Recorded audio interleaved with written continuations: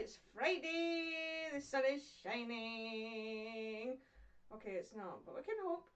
So today's lesson is how to annotate, and in particular how to annotate a poem. So all week we've been working on the poem Assault, and now we're going to try and work out how to bridge the gap between learning a poem, annotating it, and then writing a critical essay, which is what next week's lessons are mainly all about. So our word of the day today is battalion, which is a noun.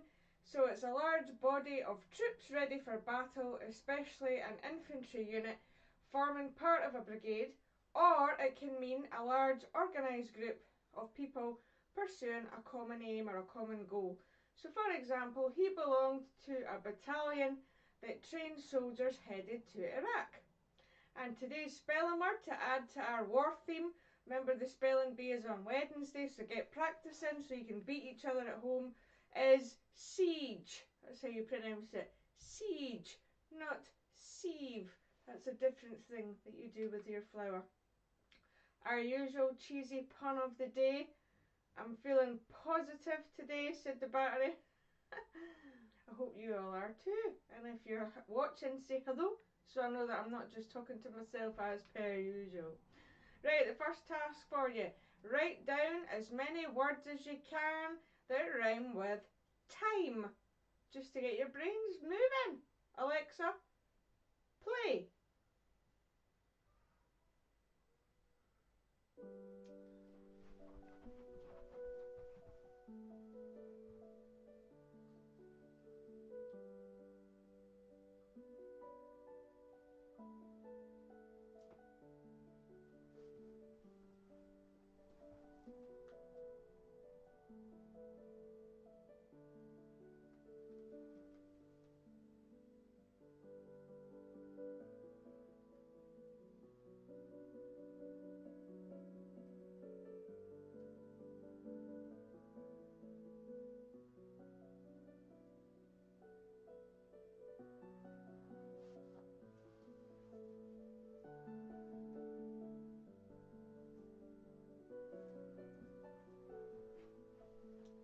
We'll just stop it there. Alexa, pause. I've got a lot to get through.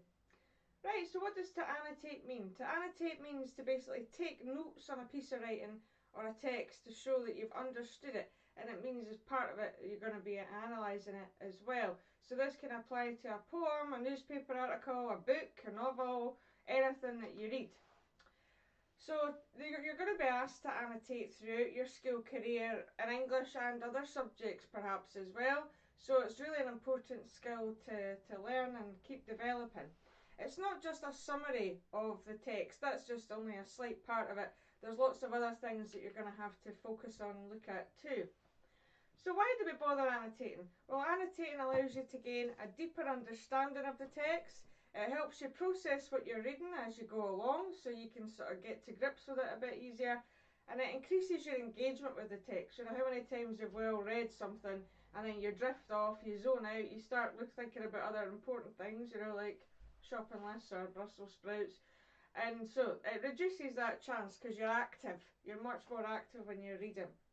It also reduces your reading speed. Now, although you'd think that's a bad thing, it's not, because it actually helps you remember things and retain things better and improves your overall understanding. So it does slow your pace down a little bit, but it'll pay off later on. Annotations also act as bookmarks, so they are a time saver, which will help if your reading speed's lowered, because instead of having to read an entire text again, you just have to focus on a little part of it, so you don't need to reread the whole thing. So you can easily reference, easily jump to a particular part. Okay, so the steps to annotate. So step one, read.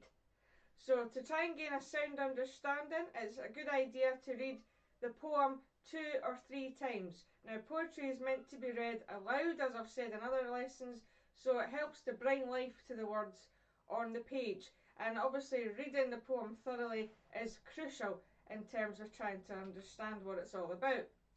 So you're going to read it at least twice. So the first reading will just be a sort of initial reaction to the text, where you're going to be asking the questions: who is in it, what's going on, where is it set, you know, all the sort of questions you would expect. The second reading is going to make you write down, you know, it'll let you have a little bit more processing time so you can write down thoughts and summarise what's going on. Alright, so I'm just going to pause. You can pause the video here if you want. I'm not going to stop the actual time because we've got a lot to get through. So we've been working on this poem, Assault. So you could try now practice looking at the two stanzas, try and put the main events of what's happening in your own words and sum up what is going on. And I'll let you pause so you can do that. Alright, so in stanza 3, starting a man choked, obviously you would just say that there's a gas attack happening on the warfield and the poem describes one man, you know, one tragic man's particular loss and how all the men react and how they're all tired or exhausted. It says tired, so you're putting it in your own words. Stanza 4 is that they're about to launch into attack and the appalling conditions that they're trying to cope with. Alright, so something like that. So the title's really important as well to pay attention to. A lot of kids ignore that, but the title's really crucial. So have a look at the title if you haven't done so once you've done your two readings, and then try and work out, you know, what link it has to the text. So does the title remain vague and mysterious? Has it not got much to do with the content? Or does it relate to the content? Or how does it influence your opinion or your view of the text? So always look at the title. Step 2 to annotate is question. You need to ask questions.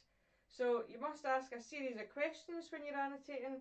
So firstly, try to work out a summary paragraph. So what is going on? So just jot that down.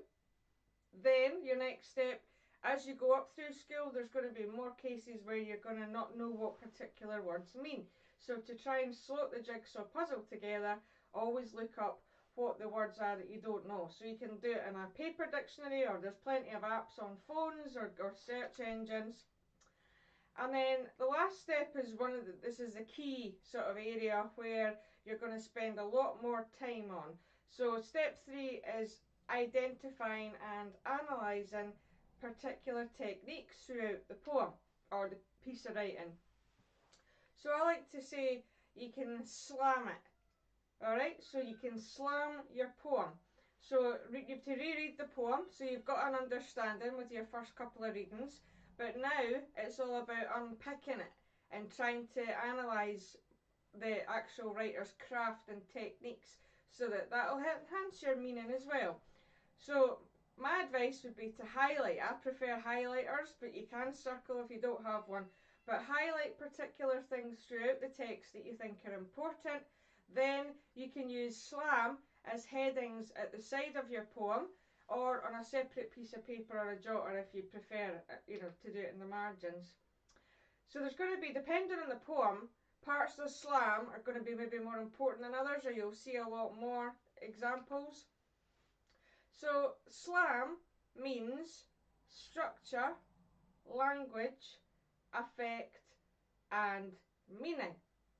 So it's a wee mnemonic, you know how I like the mnemonics. So have a wee look at that. I'm just going to let you pause the video again if you're watching it. So I want you to try and come up with 2 or 3 different things under each one of those slam headings. So what would you expect to write under say this poem structure? What kind of things might you look at in a poem? What does language maybe refer to in a poem or a text if you're not doing poetry? So just try and think of 2 or 3 different things under each heading. So you can pause here while you get your cogs a turning. Right, so structure. So the structure of a poem is things like the line breaks, how are the stanzas organised, are they all quite structured in terms of length and size, or are they all varied? The punctuation is going to be really important. What does the punctuation look like? Where is it? What kind of punctuation is used and why? How does the structure affect the meaning of the poem? So the number of stanzas and verses you would take into account, the length of those, is it regular or irregular length and size? The line length, which we've looked at already in Assault, the rhyming scheme, repetition, enjambment when the line runs on to the next one, remember. the sentence structure, grammar, punctuation, or the lack of, all of these can be taken into account. So that's what structure means. Language. So language is referring to things like word choice and imagery, which we've been looking at. So figurative language, sound effects, dialect. So you would expect to explore things like metaphor, simile, personification, hyperbole, alliteration, assonance, repetition, formal, informal, dialect, all of these sorts of things. Are the senses used? We've had that before. Things like colour, there's what techniques are in there, rhythm and rhyme and all that sort of thing, and why are they used? You have to obviously focus on that. Affect. So how am I affected? That's the difference. The effect with an E is the end outcome. That's the way I always try and teach it. That's what happens at the end. Affect is like the word affection, which is a feeling. So it's how you're affected by the poem. So your reactions to it while you're reading it, after you've read it. So that links to the overall mood of the poem and the tone. Feelings should be considered after as well as all the way through, but obviously all of that will be based on your SLM. So the structure, the language and the meaning and all that. So, it's all about your reaction as you're reading it and after. Meaning. So lastly, what is the subject? This is your sort of basic questions. What's it about? Is there symbolism? Who is it aimed at? What are the symbols? What's the central themes in the poem? Why is the title important? So this is all the sort of things you look at first. So that's but it can also be a deeper thing. So what sometimes is just something on the surface can have a deeper level. Remember, we've said literal and metaphorical. So you might want to consider the themes, and also really important to think about is why did the poet or the writer write this? Who is it aimed at? What message are they trying to convey? So in the poem Assault, remember we've looked at Muller is describing the horrific conditions of war to show that he was clearly opposed to it. Alright, so that's the kind of thing for purpose.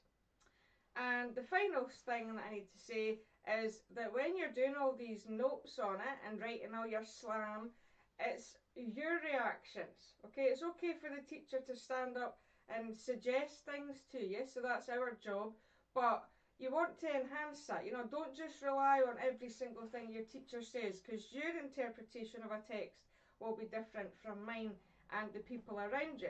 So it's your notes, your ideas that we want to see, because there's nothing worse than you have 30 essays handed in and they're identical. You want to see a little bit of thinking outside the box. There's a lot of grey area in English. There's no white and black, and there's nothing in between. We want you to sort of enhance and think about things on a sort of deeper meaning. Alright, so that's the end of today's lesson on annotation. On Monday, we're going to be looking at vivacious verbs. So just a wee revision on verbs. And then on Tuesday, we're going to launch into the lessons which will look at how to write a critical essay now that you've got a really good knowledge of a poem.